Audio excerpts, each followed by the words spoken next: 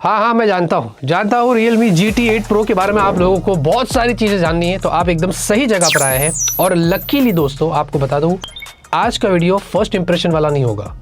आज का video complete detail review होगा, एकदम टेक्नोरूवे स्टाइल में। आपको पता है हमारे रिव्यूज़ कैसे होते हैं, बहुत सारी बातें करते हैं। और हमारे पास ये स्मार्टफोन लगभग 15 से 20 दिन पहले आ गया था। हमने सोचा भाई फर्स्ट इंप्रेशन अनबॉक्सिंग डाल के टाइम वेस्ट करके कुछ मतलब नहीं है। हमने 15-20 दिन को पूरा ऑक्यूपाई किया, पूरा डिटेल टेस्टिंग करिए और सोचा राइट टाइम पर आपको इसके बारे में बताएंगे। तो हाँ, अब आप रिव्यू देख के फिर डिसाइड कर सकते हैं कि आपको ये फ़ोन लेना है या नहीं लेना है, क्योंकि अनबॉक्सिंग और फर्स्ट इंप्रेशन में मैं क्या बोलता हूँ उसमें डिसाइड मत करो, रिव्यू का इंतजार करो। लेकिन लकीली यहाँ पर हम इसका आज डायरेक्ट रिव्यू करने वाले हैं। सीधा आते हैं, बोलते ना कट द क्रैप, सीधा थोड़ा पॉइंट की बात करते हैं। देखिए डिस्प्ले जो है ना दोस्तों वो अच्छा है, आपको एक फ्लैट डिस्प्ले मिलती है। बेजल्स भी मुझे यहाँ पर अच्छे लगे हैं, स्क्रीन गार्ड लगा कर दिया है, पंच होल आपको छोटा सा मिलता है। ये आपको 2K रेजोल्यूशन के साथ मिलता है, which is a good thing. Settings में आप चेंज कर सकते हैं रेजोल्यूशन आपको कैसी चाहिए। बाकी 6.79 इंच आपको मिलती है, तो ये छोटी डिस्प्ले नहीं है, ये बड़ी डिस्प्ले है। और हाँ, ये आपको एमोलेड मिलती है। लेकिन एक बुरी चीज़ यहाँ पर ये है कि ये एक फ्लैगशिप फ़ोन है, तो यहाँ पर LTPO नहीं है, LTPS है। जब हम नथिंग को क्रिटिसाइज कर सकते हैं तो हम रियलमी को क्यों नहीं करेंगे। मेरे हिसाब से ये चीज़ बिल्कुल भी एक्सेप्टेबल नहीं है कि उन्होंने इस प्राइस रेंज पर आपको LTPS डिस्प्ले दिया है, क्योंकि ये 60 से 120 के बीच में ही अडेप्टिव सिंक करेगा, 1 से 120 हर्ट्स के बीच में नहीं जाएगा। और हाँ, 144 हर्ट्स का आपको यहाँ पर हायर रिफ्रेश रेट मिलता है। और हमने डेवलपर ऑप्शन में जाके चेक किया कि भाई ये कैसे काम करता है। हमने जब स्वाइप्स किया तो वो 120 हर्ट्स पर ही था।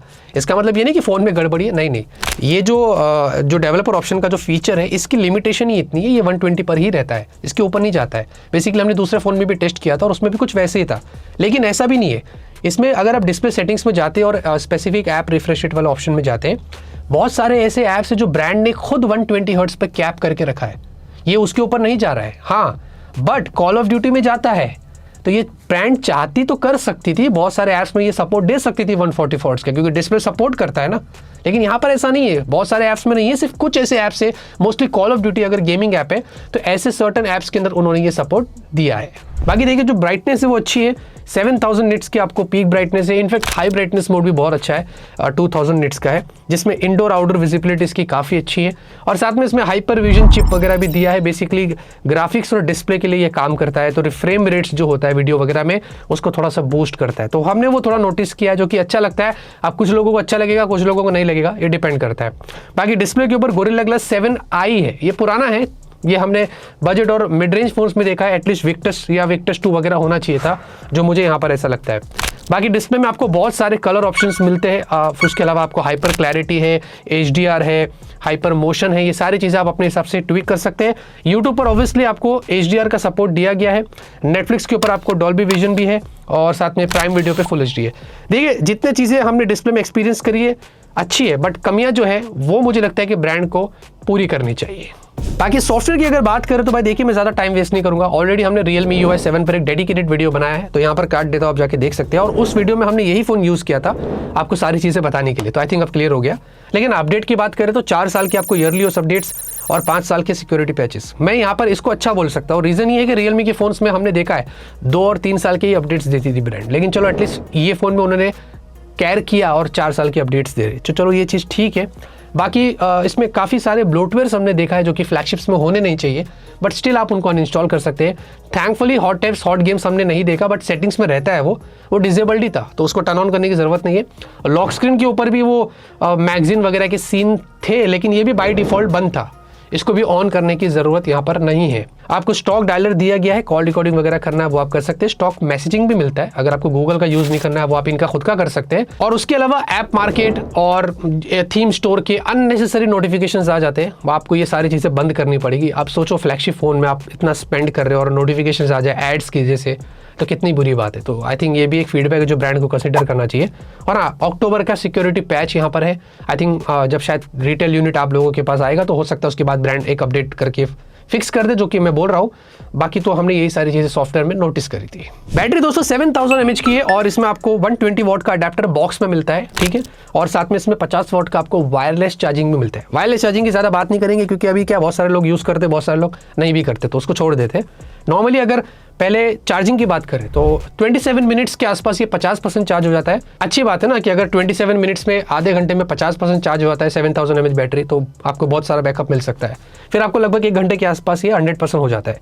लेकिन याद रहे दोस्तों, हमने जितना भी टेस्टिंग किया है चार्जिंग का, बैटरी का, for the sake of the knowledge ये हमने पूरा बैलेंस्ड मोड में किया है, हमने परफॉर्मेंस मोड में नहीं किया, क्योंकि परफॉर्मेंस में सब लोग यूज़ नहीं करते। परफॉर्मेंस तब एक्टिवेट होता है मोस्टली जब आप गेम्स खेलते हैं, तो हमने गेमिंग सेक्शन पूरा परफॉर्मेंस में किया, उसके बारे में आगे बात करेंगे। लेकिन generally day to day life में जो आप फोन यूज़ करते हैं, हमने यहाँ पर टेस्टिंग बैलेंस में ही किया है। हाँ, लेकिन रेजोल्यूशन 2K पर ही रखा है, उसको चेंज नहीं किया था। नॉर्मल हमने अगर मल्टीमीडिया एक्सपीरियंस की बात करें, बैटरी ड्रेन की बात करें, तो हमने लगभग इसको 9.5 घंटा टेस्ट किया और कंटिन्यूसली वीडियो प्लेबैक में ये 60% ड्रॉप हुआ था, and that is not good. मेरे हिसाब से इससे बेटर मैंने फ़ोन्स देखा जिनमें बेटर बैकअप हमें मिला है। सिर्फ 40% रिमेनिंग था और ये सिर्फ मल्टीमीडिया एक्सपीरियंस था। मोर ऑफ अ लाइक, मैं अच्छा बोलूँगा लेकिन मुझे लगता है कि it could have been better. उसके अलावा थोड़ा हैवी यूज़ की बात करें, सारे टास्क हम करते हैं, 4K वीडियो रिकॉर्डिंग से लेकर गेम्स खेलते हैं और न जाने बहुत सारी चीज़ें करते हैं। इसमें दोस्तों लगभग 10:30 बजे से सुबह शाम के 8:30 बजे तक कुछ अराउंड 10 घंटे का टेस्ट हो जाता है और ये 2% ही रिमेनिंग था, यानी कि 98% ड्रॉप हो गया। जनरली अगर देखेंगे तो कुछ 9.5 घंटे से या थोड़ा ज़्यादा हमें स्क्रीन ऑन टाइम मिला। मेरे हिसाब से इससे भी मैंने बेटर बैकअप देखा है कुछ फ़ोन्स के अंदर। आई थिंक बजट फ़ोन्स भी ऐसे, कुछ Oppo K13 और वगैरह के फ़ोन्स हैं जिनमें हमने 10 से 11 घंटे का स्क्रीन ऑन टाइम देखा है। तो 7000 mAh बैटरी के हिसाब से स्क्रीन ऑन टाइम थोड़ा और बेटर हो सकता था, बट ये हैवी यूसेज है, आपका मिक्स यूज़ रहेगा, मुझे पता है, नॉर्मल यूज़ रहेगा, कुछ लोगों का कभी कभी हैवी हो जाता है। उसके हिसाब से आपको 1 दिन का बैकअप इस फ़ोन में ना आराम से मिलेगा। अब कैमरे को लेकर दोस्तों यहाँ पर काफ़ी सारी चीज़ें आपको बतानी है, and I was really surprised by the camera. मैं आपको बताता हूँ किस पार्ट में मैं सरप्राइज हुआ। पहले तो आपको बता दूं, रियलमी ने फर्स्ट एवर पार्टनरशिप किया है रिको के साथ में। रिको एक जापानीज कंपनी है जो कैमरा, जैसे कि कैनन वगैरह है ना, वैसे ही रिको है और उन्होंने इसके लिए डेडिकेटेड पार्टनरशिप किया है। तो बहुत सारी ब्रांड्स करती है, कोई लाइका के साथ करता है, कोई जायस के साथ करता है ना, और हैसेलब्लेड के साथ हो रहा है। तो वैसे रियलमी ने भी स्टार्ट कर दिया। अब जो प्राइमरी सेंसर है वो आपको 50 मेगापिक्सल मिलता है, जिसमें सोनी IMX 906 वाला सेंसर है। इसमें जनरली आप 8K वीडियो शूट कर सकते हैं 30 FPS पे और 4K 120 FPS पे, और इसमें भी आपको HDR मिलता है। तो चलो एक चीज़ यहाँ पर आपको अच्छी देखने को मिलती है। फिर 200 मेगापिक्सल का आपको पेरिस्कोप टेलीफोटो सेंसर मिलता है, इसमें भी OIS दिया गया। और अच्छी बात यह है कि यहाँ पर आपको 120 टाइम्स जूम देखने को मिलता है डिजिटली। उसके अलावा 50 का आपको अल्ट्रा वाइड भी देखने को मिलता है। बाकी जो सेल्फी है ये 32 मेगापिक्सल की है और यहाँ पर आपको 4K 60 FPS पे मैक्स वीडियो मिलता है। अब मैं आपको पहले पिक्चर क्वालिटी की बात करूं, पहले रियर कैमरे से स्टार्ट करते हैं। डे में अगर पोर्ट्रेट की बात करें, ह्यूमन पोर्ट्रेट की बात करें, मुझे लगता है कि फोटोज जो इतने अपीलिंग नहीं है, थोड़े बेटर होने चाहिए थे, क्योंकि जिस तरीके से पार्टनरशिप किया गया है, अगर ट्यूनिंग हुई है, तो आई थिंक मुझे लगता है कि पिक्चर क्वालिटी बेटर हो सकती है, क्योंकि इससे बेटर फोटोज मैंने मिड रेंज फोन्स में देखा है। और ये फ्लैगशिप फोन है तो ऐसा नहीं होना चाहिए, यानी कि कॉन्ट्रास्ट ही रहता है, समटाइम्स डार्क हो जाता है। अगर आप थोड़ा सा सनलाइट के अगेंस्ट चले जाते हैं, कुछ हो जाता है, तो फोटोज थोड़े डार्क हो जाते हैं। कलर शिफ्ट के इश्यूज मैंने नोटिस किया है पोर्ट्रेट में, जब आप जूम करते हैं, तो ये सारी चीज़ें मैंने देखा है। लेकिन उसके अलावा जो नॉर्मल पोर्ट्रेट लेते हैं ह्यूमन के अलावा, तो फ्लावर्स के, इसकी, उसके अगर आपने थोड़े फोटोज़ ले लिया, वहाँ पर ठीक है, वहाँ पर कोई प्रॉब्लम नहीं है। और अगर कलर्स की भी बात करें तो कलर्स में भी थोड़े इश्यूज़ है। देखेंगे कुछ फोटोज फ्रूट्स के बहुत ज़्यादा पंची हो जाते हैं, तो कुछ फोटोज यहाँ पर बैलेंस्ड रहते हैं। तो एक प्रॉब्लम मुझे यहाँ पर ये लग रहा है कि जो कलर्स है ना, उसको यहाँ पर सही से ऑप्टिमाइज नहीं कर रहा है ये सेंसर, कहीं ना कहीं ये चीज़ मैंने यहाँ पर नोटिस किया था। बाकी नॉर्मल सेल्फी पोर्ट्रेट देखते हैं डे में तो अच्छी है, बट मुझे लगता है कि इससे बेटर सेल्फीज मैंने देखा है, इसको थोड़ा ब्रांड इंप्रूव कर सकती है। इसके बारे में ज़्यादा बात नहीं करूँगा, बट मुझे जो ठीक लगा मैं आपको बता रहा हूँ। और अगर वीडियो की बात करते हैं डे में, तो अच्छे हैं, स्टेबलाइजेशन अच्छा है, बट सनलाइट के सामने आ गया ना, तो थोड़ा सा फ्लैर्स के इश्यूज थे, वो यहाँ पर साफ दिखाई दे रहा है। बाकी सेल्फी वीडियो की बात करें तो अच्छा है, लेकिन यहाँ पर एक्सपोजर के इश्यूज थे, जैसे कि अगर आप ब्राइट एनवायरनमेंट से, जैसे आप थोड़ा सा डार्क में आ जाते, छाँव में आ जाते, तो वो लाइट को चेंज कर रहा है वीडियो में, तो ये थोड़ा अनप्रोफेशनल लग रहा है, जो मैंने यहाँ पर नोटिस किया था। अगर स्लो मोशन की बात करें तो एज हाई एज आपको 480 FPS मिलता है, लेकिन वो 720p पे है, और फुल HD पे 240 FPS और 4K पे 120 FPS है। तो अगर आपको स्लो मोशन वीडियोस निकालने हैं, आप वैसे निकाल सकते हैं। अच्छा, जूम फोटोज़ की बात करेंगे तो डे और नाइट दोनों बता रहा हूँ। पहले डे में देखेंगे, मैं कहूँगा कि इससे बेटर मैंने जूम फोटोज़ देखे, मतलब एकदम जो 120 वाला जूम है ना, अब मैं वीवो और बाकी के ब्रांड से कंपेयर नहीं करूँगा, ऑब्वियसली वो बहुत पावरफुल फ़ोन्स होते हैं, उनका प्राइसेस भी बहुत ज़्यादा होता है, लेकिन स्टिल एटलीस्ट यहाँ पर थोड़ा ऑप्टिमाइज़ करना चाहिए, जो मुझे यहाँ पर साफ दिख रहा है। उसके अलावा जो वीडियो है इसमें आपको 30 टाइम्स जूम मिलता है, which is good, not bad. लेकिन 8K में अगर आप वीडियो लेते हैं तो वो 10 टाइम्स पे चला जाता है। वैसे भी 8K में लेने की ज़रूरत नहीं, बट स्टिल एक चीज़ है जो आपको मैं बता रहा हूँ। बाकी ऑटो फोकसिंग मुझे अच्छा लगा है, मतलब कभी कभी थोड़ा स्लो हो जाता है हाथ आने के बाद या कोई चीज़ सब्जेक्ट के ऊपर अगर आपने फोकस किया है। उसके अलावा बाकी तो ओवरऑल ऑटो फोकसिंग भी सही है। लेकिन नाइट में बहुत गड़बड़ी हुई है। नाइट के अंदर अगर मैं ह्यूमन पोर्ट्रेट की बात करूं तो गुड इनफ बोल सकता हूं मैं, एक्सीलेंट नहीं बोलूंगा और एवरेज भी नहीं बोलूंगा, मैं गुड बोल सकता हूं। समवॉट नाइट के पोर्ट्रेट में भी आप देखेंगे ब्लर के इश्यूज है। अगर ये वाला फोटो देखेंगे तो इसमें जो कान है लेफ्ट या राइट पता नहीं, इसमें पूरा ब्लर हो गया है, तो थोड़ा सा एक इशू है। सही से मतलब सेंसर में इतना मज़ा नहीं आ रहा है मुझे जब मैं नाइट पे फोटोज़ ले रहा था। और फ्लैर्स भी अगर आप देखोगे कुछ सिनेरियोस में इतने अच्छे नहीं है, मतलब काम करना चाहिए मुझे लगता है ब्रांड को। तो नाइट में तो और वर्स हो गया था, मैं ऐसे कहूँगा। और स्काई में घोस्टिंग भी कुछ फोटोज़ में ना बहुत ज़्यादा दिखाई दे रही थी, जो यहाँ पर साफ है। इनफैक्ट सेल्फी भी देखते हैं नाइट की तो मुझे ठीक लगा, ठीक है मतलब। और सबसे बुरी चीज़ ये कि अगर आप डार्क एनवायरनमेंट में चले जाते हैं तो बहुत डार्क हो जाती है सेल्फी। तो आई थिंक समवॉट इस पर भी उनको बहुत सारा काम करना पड़ेगा, क्योंकि मैंने बहुत सारे फ़ोन्स देखा जो ऑप्टिमाइज ऑटोमेटिकली हो जाते हैं, डार्क में जाने के बाद ब्राइट फोटोज़ ले लेते हैं, बट ऐसा यहाँ पर मैंने कुछ नोटिस नहीं किया। और नाइट रियर वीडियो भी मुझे एवरेज लगे हैं, आप देख सकते हैं। सेल्फी तो उससे भी ज़्यादा एवरेज लगी है। तो मुझे ऐसा लगता है कि जितना भी हमने इस फ़ोन में कैमरे को टेस्ट किया है, आपके सामने सब कुछ लाना ज़रूरी था, वो इतना अपीलिंग नहीं है। और मुझे लगता है कि बहुत काम करना बाकी है ब्रांड को। अगर स्पेसिफिकली आप इस फ़ोन को ऑलराउंडर बनाने की सोच रहे हो तो कैमरा ऑलराउंडर नहीं हो सकता है, क्योंकि कैमरे में बहुत इश्यूज़ है। फिर भी मैंने गूगल ड्राइव की लिंक डिस्क्रिप्शन में दिया हूँ, आप वहाँ पर जाके चेकआउट कर सकते हैं। परफॉर्मेंस की बात करेंगे तो भाई स्नैपड्रैगन 8 एलीट Gen 5 आपको मिल रहा है, which is a good thing. और LPDDR5X UFS 4.1 आपको मिलता है। देखिए इसमें हमने एक अलग तरीके का ऐप इस्तेमाल किया, ये थोड़ा सा अलग डिफरेंट टाइप से काम करता है। इसमें सीक्वेंशियल रीड राइट की स्पीड, रैंडम रीड राइट आपको प्रॉपर दिखाई दे रही है। और सीक्वेंशियल और रैंडम में कंफ्यूज नहीं होना है। Sequential basically large block of files जो होता है उसको कैलकुलेट करता है, और जो रैंडम होता है वो स्मॉल ब्लॉक्स ऑफ फाइल को कैलकुलेट करता है। अभी इसमें अगर आप सीक्वेंशियल राइट देखते हैं तो 1 GB के आसपास समथिंग है। हमने ये S25 अल्ट्रा से भी मैच करने के लिए देखा कि क्या सीन चल रहा है, उसमें भी कुछ वैसे ही था, ये थोड़ा सा ज़्यादा था, मुझे अच्छा लगा। लेकिन जो रीड है, रीड में थोड़ा सा कम हो गया ये, क्योंकि रीड के मामले में S25 अल्ट्रा जो कि 2 GB के ऊपर चला गया था। हाउएवर कंपैरिजन बनता नहीं क्योंकि प्राइस में बहुत डिफरेंस है, पर सिर्फ नॉलेज के लिए आपको यहाँ पर बता रहा हूँ। तो ओवरऑल मुझे लगता है कि कुछ चीज़ें ऐसी है जो ऊपर नीचे की जा सकती है। बाकी उसके अलावा हमने इसमें एंटूटू किया लगभग 3.8 मिलियन के आसपास, जो कि एक्सपेक्टेड था वैसे ही आया। लेकिन हाँ, हमने ये सारा टेस्ट जितना भी किया है गेमिंग से रिलेटेड और परफॉर्मेंस बेंचमार्क से रिलेटेड, ये सब कुछ GT मोड में किया है, ठीक है। इसमें अराउंड 49 डिग्री तक चला गया था, जो कि मेरे हिसाब से ज़्यादा हीट हो गया। फिर हमने CPU थ्रॉटल किया, लगभग 77% था, इसमें अराउंड 42 डिग्री सेल्सियस था, विच इज़ नॉट बैड। उसके अलावा 3D मार्क किया तो भाई इसमें भी अराउंड 48 डिग्री तक चला गया था, लेकिन जो स्टेबिलिटी थी वो इतनी अच्छी नहीं थी, अराउंड 35% था। बट प्रीवियस जनरेशन की जो चिपसेट थी, जो GT7 Pro में हमने टेस्ट किया था, स्नैपड्रैगन 8 एलीट की अगर मैं बात करूँ, तो वहाँ पर इससे ज़्यादा हमने हीट नोटिस किया था, या समवॉट उसके आसपास ही था। तो एक चीज़ मैं कह सकता हूँ कि हाँ, इसमें समवॉट कंट्रोल किया गया है, बट इससे भी बेटर किया जा सकता है। वो तो छोड़ो, एक ऐसा फ़ोन है मेरे पास, वो तो बंद ही हो जाता था बेंचमार्क में। और मतलब सेम चिपसेट की बात करो, उसके बारे में आगे बात करेंगे, उसका जब वीडियो आएगा तब बात करेंगे। बट एटलीस्ट उससे तो ये चीज़ अच्छी निकल कर आई है, क्योंकि इन्होंने 7K VC कूलिंग वगैरह दिया है, तो चलो ठीक है, समवॉट काम कर रही है। लेकिन गेमिंग की बात करें तो कुछ चीज़ें हैं, बग्स वगैरह भी बहुत है, आपको बताते हैं। देखिए BG में हमने टेस्ट किया है, इसमें 120 FPS का आपको सपोर्ट मिलता है, ये काम अच्छे से करता है। इसमें एवरेज की बात करें तो अराउंड 111 के आसपास रहता है, जो कि इतना जाता है एवरेज में, बट ओवरऑल मैक्स आपको अच्छा मिल जाता है। और कॉल ऑफ ड्यूटी में भी 120 FPS है, और सेम इसमें भी अराउंड एवरेज आप देख सकते हैं। दोनों के टाइम पे जब हमने गेम खेला, लॉन्ग टर्म तक खेला 1 से 1.5 घंटा, 42 के आसपास ही था, ज़्यादा ओवर हीट नहीं हुआ। तो चलो ये चीज़ कन्फर्म्ड है कि इसमें ज़्यादा थर्मल्स के इशूज़ नहीं है। बट इसमें इशू ये है कि आपको नेटिवली 120 FPS का सपोर्ट दिया गया है BG में और कॉल ऑफ ड्यूटी में। लेकिन अगर आप मेन्यू में जाके छेड़छाड़ करने की कोशिश करते हैं और हाइपर फ्रेम रेट्स को टर्न ऑन करने की कोशिश करते हैं, तो आपको लग रहा होगा कि यार ये करूँगा तो 144 तक चला जाएगा, है ना, क्योंकि डिस्प्ले इतना सपोर्ट देता है। वैसा नहीं है, ये ऑपोजिट हो जाता है, ये नीचे गिर जाता है, 40 तक चला जाता है। तो ये एक अजीब सा बग है जो हमने यहाँ पर नोटिस किया था। एनीवेज जेंशिन इम्पैक्ट भी अच्छा है, 60 FPS आपको मिल रहा है। होना चाहिए था 120 FPS, अभी OnePlus वाले भी कर रहे हैं, तो इनको भी कुछ करना चाहिए था। बट एनीवेज इसमें भी अराउंड एवरेज FPS भी मुझे ठीक लगा, और इसमें भी ज़्यादा ओवर हीटिंग के इशूज़ हमने नहीं नोटिस किए। अच्छा, उसके अलावा हमने कुछ अलग तरीके का टेस्ट किया था देखने के लिए कि ये phone day to day life में जब आप मल्टीपल ऐप्स ओपन करते हैं, यूज़ करते हैं, तो कितना अच्छा परफॉर्म करता है। हमने थोड़ा सा टाइमर भी सेट किया और इसमें ऐप ओपन क्लोज करके देखा, अच्छा लग रहा था। सारे ऐप्स ओपन किए, लगभग 12 ऐप्स थे लगभग, हमने ये मल्टीटास्किंग करके देखा था।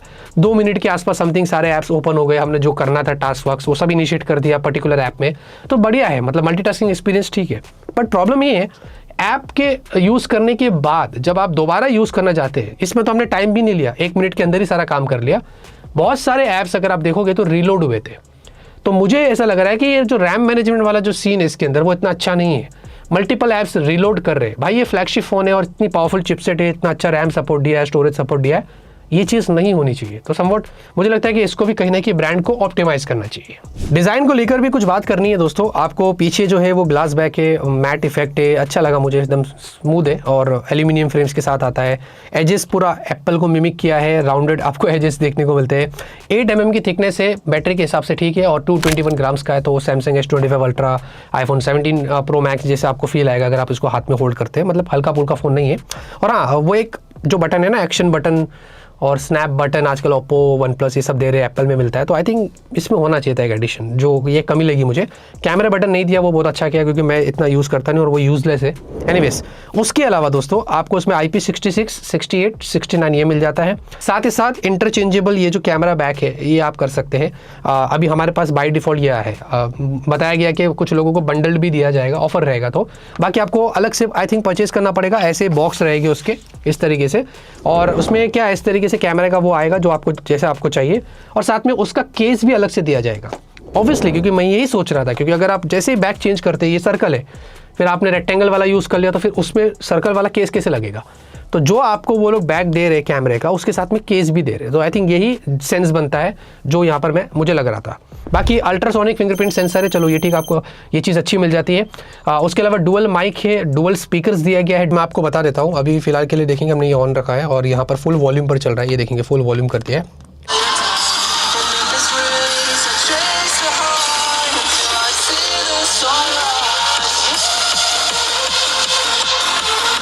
तो लगभग अराउंड 90 के करीब आ रहा है, जो मेरे हिसाब से अच्छा है। डुअल सिम है और आपको ई सिम का भी सपोर्ट यहाँ पर मिलता है, लेकिन आपको USB 2 वाला पोर्ट मिलता है। कौन डिसाइड किया था ये USB 2 देने का, मेरे को समझने नहीं आया वाई। क्योंकि अगर आप देखोगे इसमें हमने लगभग 4 GB के आसपास फाइल थी, ट्रांसफ़र करके देखा था और इसमें 6 मिनट से ज़्यादा लग गया। This is the problem with USB 2 port. इतना महंगा फ़ोन लेने के बाद अगर आप इतना ट्रांसफ़र के लिए वेट करना पड़ेगा, इससे बुरी बात और क्या हो सकती है। तो ये मेरे पल्ले नहीं पड़ा और मुझे लगता है कि ये एक चीज़ इसमें काफ़ी बुरी है। बाकी दोस्तों 5G के लिए आपको 17 5G बैंड्स दिए गए हैं, Wi-Fi 7 है, Bluetooth 6, NFC है, सारे सेंसर्स आपको मिलते हैं। उसके अलावा 5G टेस्टिंग की अगर बात करें तो भाई देखिए, इसमें वैसे सिग्नल चिप वगैरह दिया गया है, एनीवेज उसका छोड़ दो साइड में, बट हमने थोड़ा सा ठीक एनवायरनमेंट में जाके टेस्ट किया तो सिर्फ 12 Mbps, हाँ बहुत कम आया। फिर हम अच्छी जगह पर जाकर टेस्ट किए और वहाँ पर सिर्फ 39 Mbps। इससे बेटर मैंने दूसरे फ़ोन्स में देखा है, बजट में भी देखा है, मिड रेंज में भी देखा है। तो ये लोकेशन टू लोकेशन पे भी डिपेंड करता है। तो भाई मेरे वाले टेस्ट पे, इस वाले पे एटलीस्ट इस वाले पार्ट को आप ऊपर से निकाल सकते हैं, बट फिर भी मैंने जो किया वो मैं आपको बता रहा हूँ। ऑलराइट गाइस, तो यहाँ पर आते हैं सीधा असली मुद्दे पर और बात करते हैं अपने ओपिनियन की। इसमें जो अच्छा बुरा था वो तो मैंने बता दिया। प्राइसिंग का मैंने वेट किया, सोचा प्राइस आने के बाद ही असली वर्डिक्ट दी जाए तो बेटर रहेगा, क्योंकि रिव्यू में वही पर्पस होता है। देखिए इसकी जो प्राइस निकल कर आई है, पहले तो बता दूँ 2 वेरियंट से 12-56 और 16-512। जो विदाउट ऑफर प्राइस है वो 72,999 की है, सेम प्राइस OnePlus 15 जैसी, और ऑफर के साथ अराउंड 68,000 हो जाता है। और रिव्यू में हम ऑफर की बात करते नहीं क्योंकि सबके पास कार्ड होता नहीं, एकदम जेन्युइन बात होती है। मेरे हिसाब से प्राइस बहुत ज़्यादा है। इसकी जो एग्जैक्ट प्राइस होनी चाहिए थी, मुझे ऐसा लगता है वो 65 के नीचे होनी चाहिए थी। हावेवर मानते हैं कि मेमोरी, स्टोरेज, इसकी उसकी अब प्राइस बढ़ रही है, बातें बहुत हो रही है, तो OnePlus ने भी प्राइस बढ़ाया, Realme भी बढ़ा रहा है, वो सब कुछ बनता है सेंस। लेकिन इसमें LTPS है, USB 2 है, कैमरा भी एवरेज है, तो उतना प्राइस देना फिर मुझे लगता है कि सेंस नहीं बनता इस फ़ोन के लिए। जब ये कमियां हैं तो यहाँ पर इसकी प्राइस भी फिर कम होनी चाहिए थी, ऐसा मुझे लगता है। क्योंकि iQOO 15 आ रहा है, मेरे हिसाब से वो इससे ज़्यादा वैल्यू देगा और उसकी प्राइस डेफिनेटली इससे और OnePlus से कम होने वाली है। उसमें USB 3 पोर्ट है, उसमें LTPO डिस्प्ले, सैमसंग का M14 पैनल यूज़ किया, इनफैक्ट उसका कैमरा भी अच्छा है जो हमने ऑलरेडी टेस्ट किया है। मेरे हिसाब से आपको OnePlus 15 ज़्यादा वैल्यू देगा, हावेवर वो भी एक्सपेंसिव है लेकिन फिर भी इससे मुकाबले बोल रहा हूँ, और iQOO 15 तो एकदम ज़्यादा ही वैल्यू देगा अगर इससे कंपेयर करते हैं। तो Realme को प्राइसिंग पे थोड़ा काम करना चाहिए, फीचर्स को थोड़ा और इंप्रूव करना चाहिए, खास करके कैमरे को अपग्रेड करना चाहिए अब सॉफ्टवेयर अपडेट के साथ। फुल एंड फाइनल मैंने अपना ओपिनियन दे दिया है। इतना इस वीडियो के अंदर। लाइक शेयर सपोर्ट सब्सक्राइब करिए। तब तक के लिए ऑलवेज कीप स्माइलिंग।